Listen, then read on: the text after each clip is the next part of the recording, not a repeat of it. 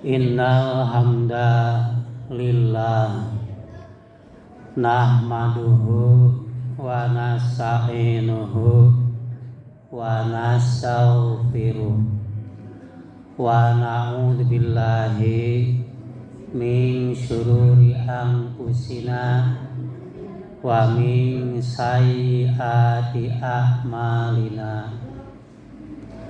May yahdillahu fala mudilla lahu wa may yudlil fala hadiyalah. Wa asyhadu an la ilaha illallah wa asyhadu anna Muhammadan abduhu wa rasuluh. Allahumma sholli ala Muhammadi wa ala alihi wa ashabihi ajmain wa man tabi'ahu ila yaumiddin. Ittaqullaha haqqa tuqatih wa la tamutunna illa wa antum muslimun. Wa qala Allahu fil Qur'anil Karim, a'udzu billahi minasy syaithanir rajim. Bismillahirrahmanirrahim. Utlu ma uhiya ilaika minal kitab wa aqimis shalah.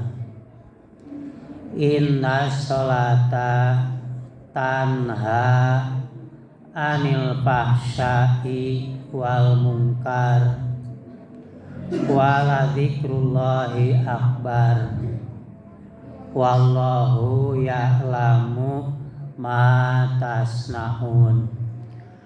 Shadaqallahul azim. Jamaah Jumat rahimakumullah. Alhamdulillah, urang sadaya muji syukur ka Allah Subhanahu wa taala. Alhamdulillah masih dipasihan umur, dipasihan kamampuhan, boh lahir boh batin. Urang sadaya pikeun terus beramal soleh diantawisna yang ngalaksanakeun ibadah sholat Jumat. Jamaah Jumat rahimakumullah, khatib dina khutbah nu kahiji ieu ngaoskeun ngadugikeun kalamullah, cariosan Gusti Allah anu aya dina Al-Qur'an surat Al-Ankabut ayatna ayat 45, surat nomor ke-28 nyaeta surat Al-Ankabut ayat 45 anu tarjamahna pek baca ku anjeun, tengetan ku anjeun Al-Qur'an sarta laksanakeun adegeun ku aranjeun pirang-pirang salat. Sabab sanyana ku ngalaksanakeun salat aranjeun bakal ngabogaan kamampuhan pikeun ngajaga diri nyegah tina pagawean-pagawean goreng nya kitu deui tina pagawean jahat. Sareng ari Gusti Allah teh maha uninga kana sagala rupa anu ku aranjeun dilakukeun. Jamaah Jumat rahimakumullah, Gusti Allah masihan petunjuk ka urang sadaya sangkan urang terus maca, ngaji, menganalisa isi-isina Al-Qur'an. Al-Qur'an sadayana nu lengkapna 30 juz ku urang kedah teras dibaca, dikaji, dianalisa, dipahami eusina. Gusti Allah ngabejakeun naon, nerangkeun naon, mere ilmu naon, marentah naon, ngalarang naon. Dina Al-Qur'an dijelaskeun kantun ku urang dibaca, dianalisa. Nya kitu deui laksanakeun pirang-pirang salat, utamana salat anu fardu anu 5 waktu, duhur, asar, maghrib, isya, subuh, kalebet Jumat. Maka bakal aya pangaruhna, bakal aya dampakna kana hate, kana pikiran ku sering menganalisa isina Al-Qur'an, ku terus ngalaksanakeun salat kalawan salatna bener numutkeun syariatna, praktek salatna, boh bacaanana, boh gerakanana menepati contoh ti Rasulullah. Nya kitu deui hakikatna, hakikat salat yen urang teh keur ngadoa. Salat teh shalla yusolli salatan nu hartosna ngadoa. Jadi lamun terus urang ngadoa, maka urang bakal yakin yen urang teh doa teh dipersembahkan ka Gusti Allah, sehingga yakin ya Gusti Allah ngadangu kana doa urang. Urang yakin keur waktu ngadoa Gusti Allah moncongok ka urang yen urang keur ngadoa. Tah ku urang ku seringna menganalisa isina Al-Qur'an, memahami Al-Qur'an, ku urang terus menerus ngalaksanakeun salat, bakal aya pangaruhna, bakal aya dampakna. Nyaeta urang ngabogaan kamampuhan ngajaga diri urang, ngajaga diri urang ngabogaan kamampuhan pikeun nyegah diri tina perilaku, tina kalakuan anu goreng, tina fahsya. Moal ngalakukeun maok, moal ngalakukeun zina, moal ngalakukeun nipu, jeung sabangsana pagawean-pagawean anu goreng. Jadi hate pikiran ngabogaan kakuatan pikeun ngalawanan, mencegah tina kahayang pikeun ngalakukeun kalakuan goreng. Bakal ngabogaan kamampuhan pikeun teu ngalakukeun perbuatan jahat, ngarugikeun jalma anu sejen, ngazolim ka jalma anu sejen. Tah ieu pangaruhna, dampakna, efekna tina urang ngalaksanakeun parentah ti Gusti Allah, terus menerus menganalisa, memahami eusina dawuhan Allah nyaeta Al-Qur'an, jeung urang terus menerus ngalaksanakeun salat kalawan salatna leres sesuai jeung syariat, sesuai jeung hakikatna. Barakallahu li wa lakum.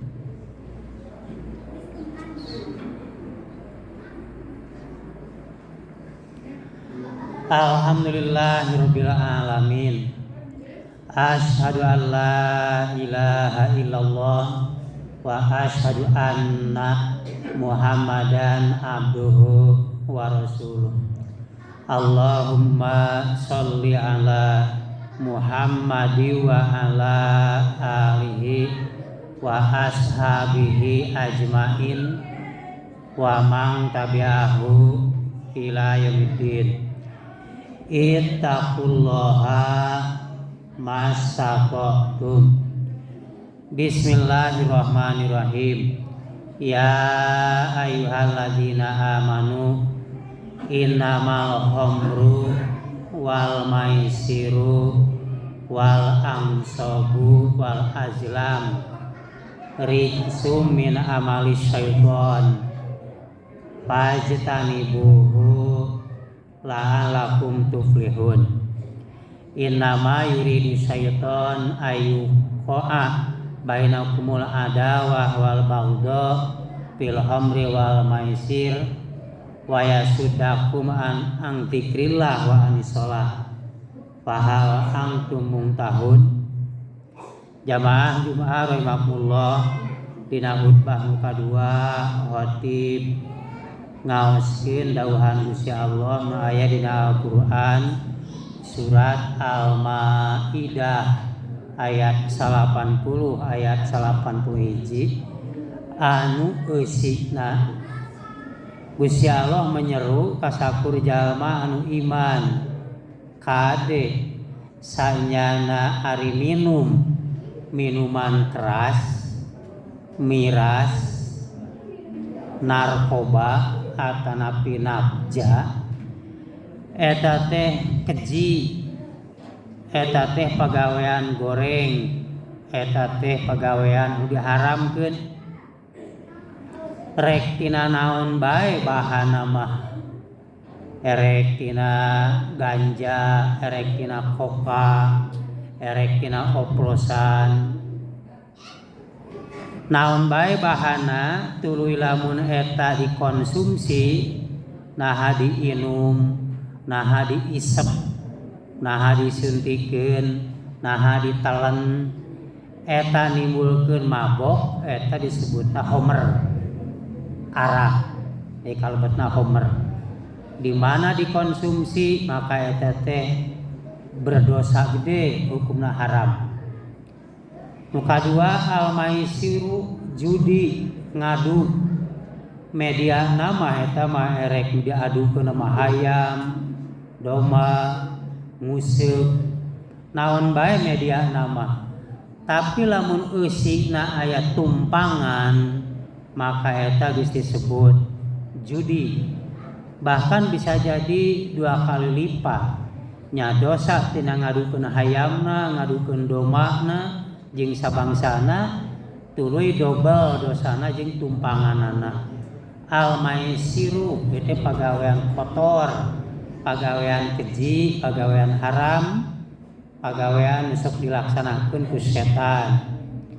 Wal ansabu pepencitan dipersembahkeun pikeun bangsa-bangsa nu dianggap anu ngageugeuh, nu dianggap anu bakal bisa mere bantuan ka manusia, anu goib-goib dibere sasajen ku eta pepencitan. Eta al-ansab ngalakukeun kitu musyrik, perbuatan haram. Wal azlam anu katiluna nyaeta ngundi nasib, nyaeta urang ku Gusti Allah hari nasib ulah diundi nangtukeun hiji perkara, nyaeta ku berpikir ditambah ku istihoroh ulah ku cara diundi. Innama yuridu syaiton ayuqi'a bainakumul adawah wal baghdha fil khamri wal maisir. Setan mengaruhan manusia supaya minum-minuman keras, narkoba, manusia supaya kabita ku judi. Setan boga maksud supaya manusia teh silih pikangewa, silih benci, silih pasea. Sabab pangaruhna tina eta narkoba kana otak jadi moal waras, moal normal, kana jiwa mengaruhan, pengaruh kana kejiwaan jadi negatif, sehingga pangaruhna tina narkoba jalma bisa parasea, silih pikangewa.